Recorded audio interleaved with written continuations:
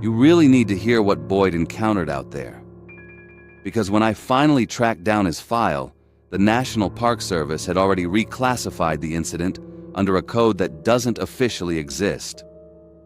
In June of 2018, deep within the backcountry of Cuyahoga Valley, where the Ohio foothills bleed into the oldest edges of the Appalachian Range, a one-man maintenance crew was dispatched to complete a routine trail assessment along a decommissioned fire access corridor.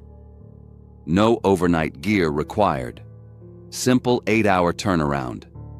Boyd had done it 100 times. Everything seemed normal until he reached the collapsed footbridge at mile marker 7, just past the tree line where the valley drops into the gorge. What he found there defied every explanation he had. The bridge hadn't just rotted, it had been stacked. Deliberately. The timber planks arranged into something that looked less like wreckage and more like a marker, and scratched into every single plank was the same word, over and over, in handwriting that matched his own. By the time the ranger team reached his last GPS ping 4 days later, Boyd was the only one out there, but the soil around his campsite showed the pressure impressions of at least 11 other sets of feet. He made it out. His mind, however, is still a question the doctors haven't answered. What you are about to hear is the account. His name is Boyd Callan, and this happened to him in the summer of 2018, in a valley that every local will tell you closes at dark for a reason no official sign will ever give you.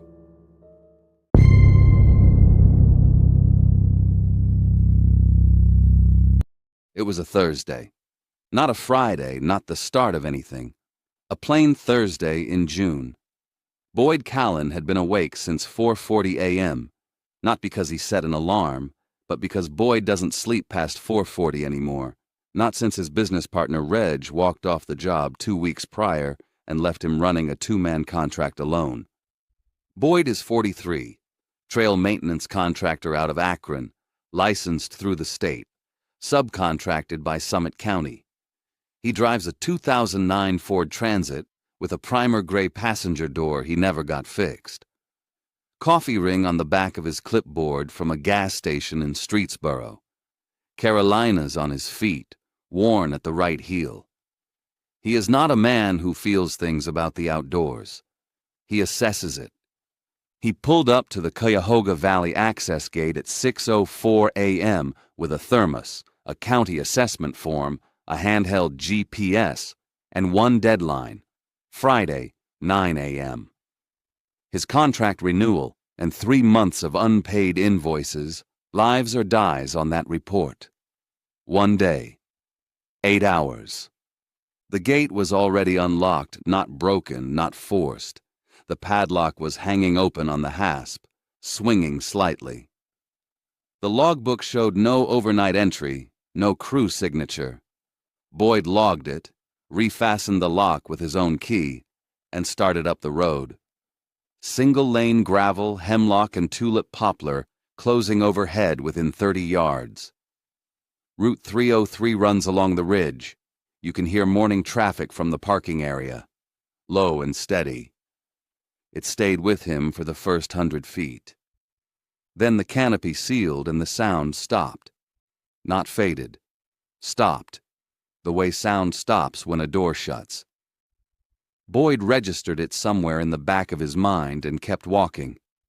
The valley was always quiet. He'd worked here before. What he didn't consider, not yet, was which side of the gate that padlock had been opened from.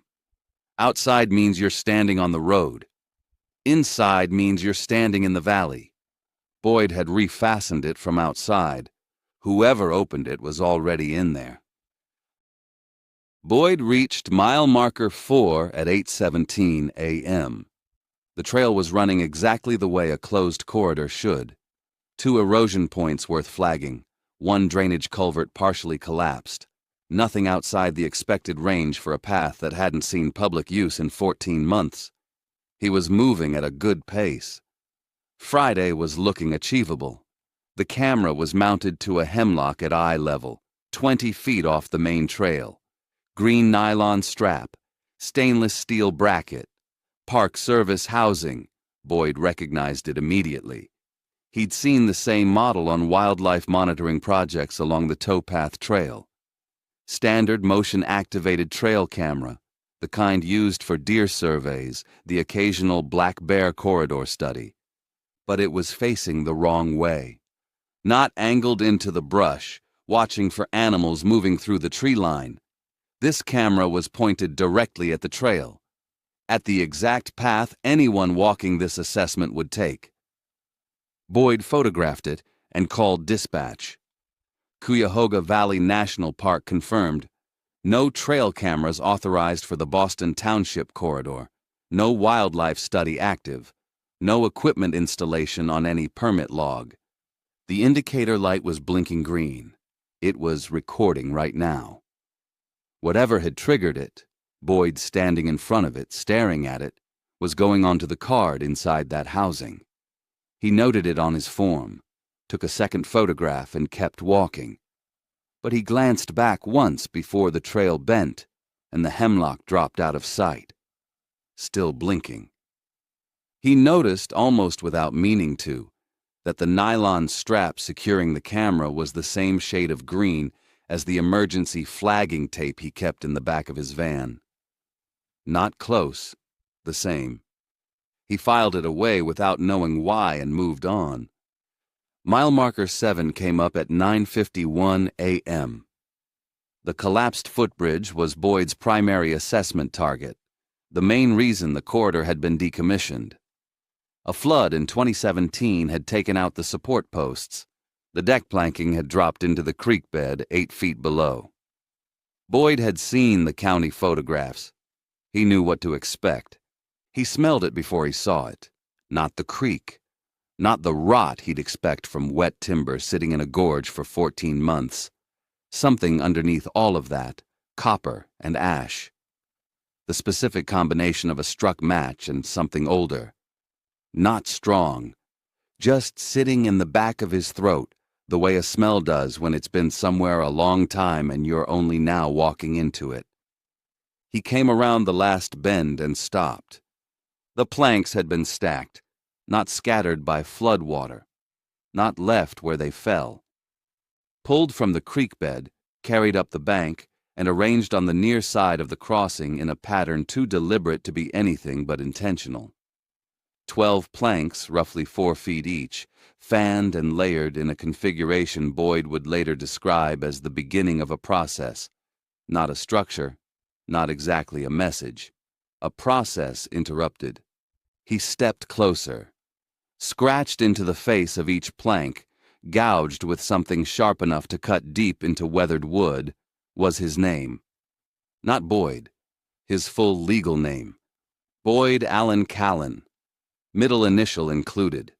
Same name every plank. Same handwriting. Not printed, not carved with any tool he could identify. Scratched, the way a person scratches something when they're trying to remember it. Or practice it. Boyd's name is not on any county paperwork connected to this job. His contract files under his LLC.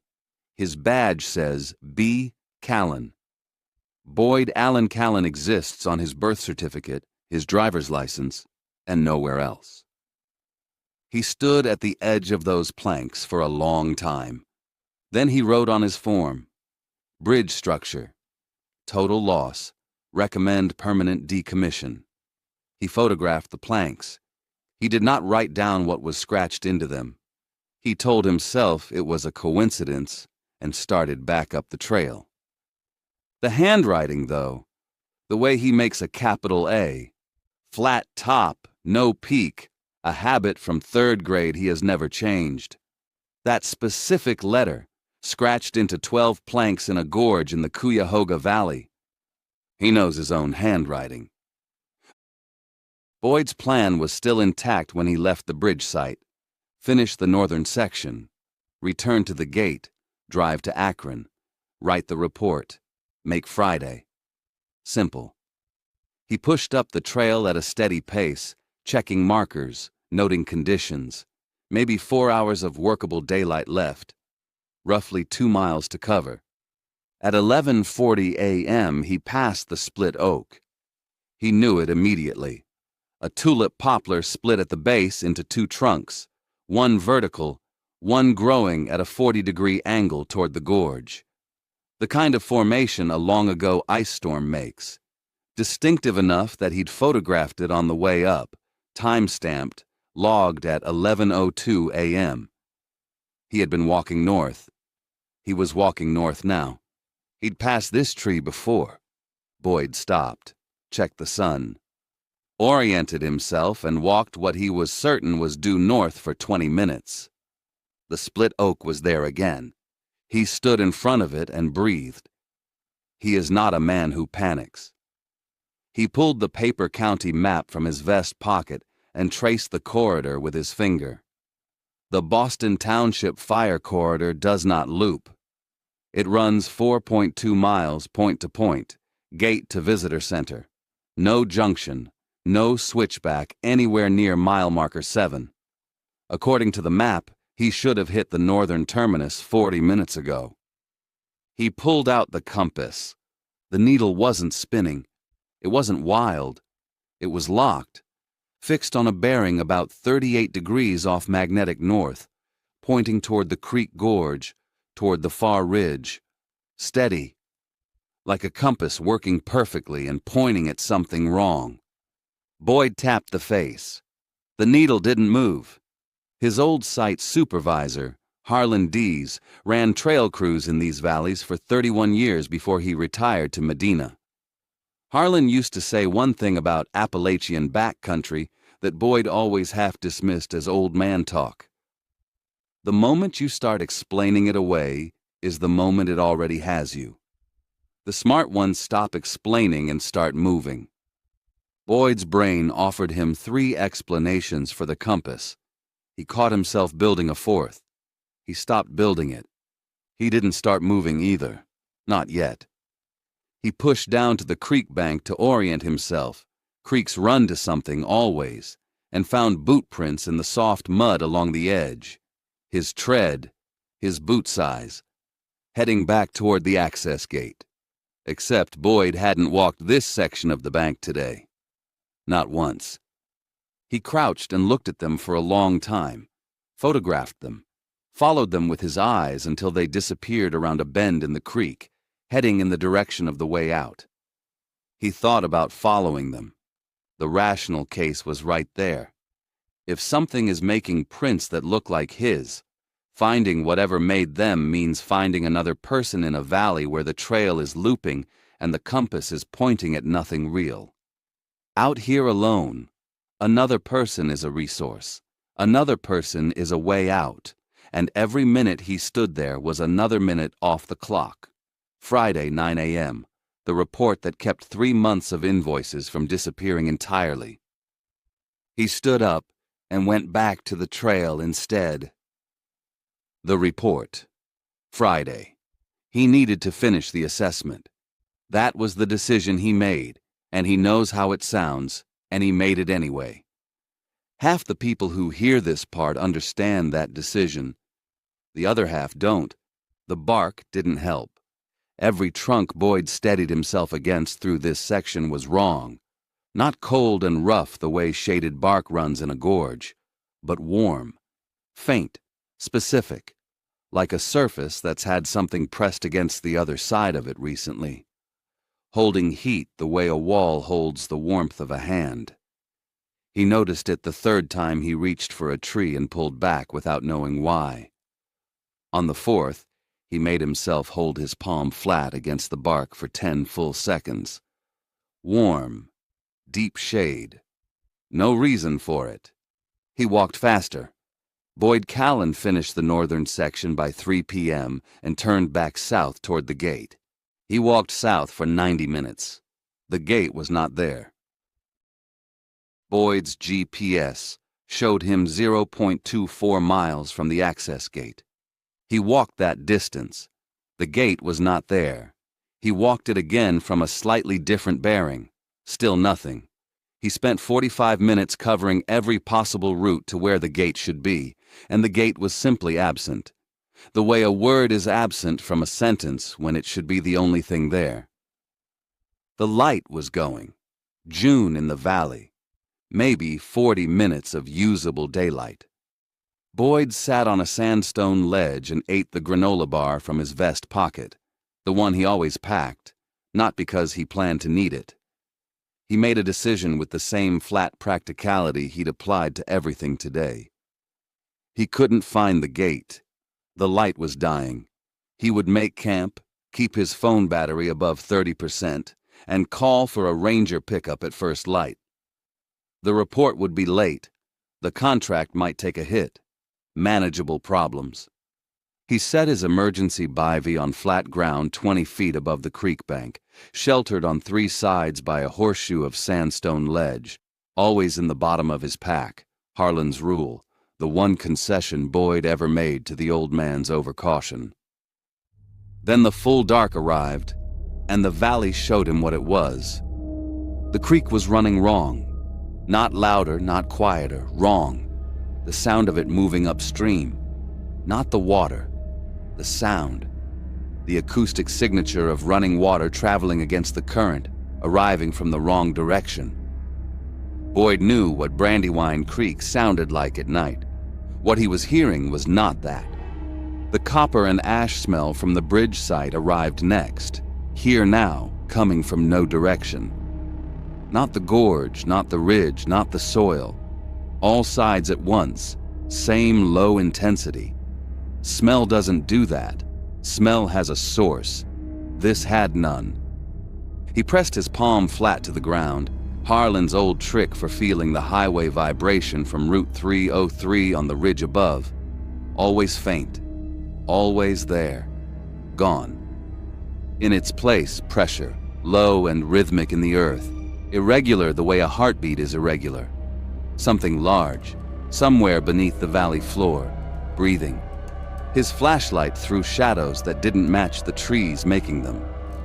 He swept the beam across the horseshoe of sandstone and counted. 6 trees. He counted the shadows on the rock face behind them. 8. He counted 4 separate times, repositioned, ruled out every angle he could think of. 6 trees, 8 shadows, every time. And then his own voice called his name from the gorge below. Boyd Allen Callan. Not an echo, not a recording. His voice, the specific half-mumble he uses thinking out loud, talking himself through a task on a long drive, that private internal cadence, the one no one else has heard clearly enough to replicate. It came from somewhere below the ridge, down in the dark. And it said his full legal name once at the exact rhythm he would have used himself. Then silence. Boyd pressed himself against the back wall of the sandstone horseshoe and did not move and did not speak.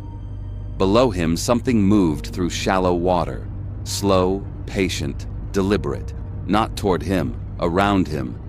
A wide arc around the perimeter of the rock, like something measuring the boundary, like something learning the shape of where he was. It did that for 4 hours. Around 2 a.m., the movement stopped. The creek went back to sounding like a creek. The smell faded. The highway hum came back under his palm, faint, steady, real. Boyd sat against that wall until the sky went gray.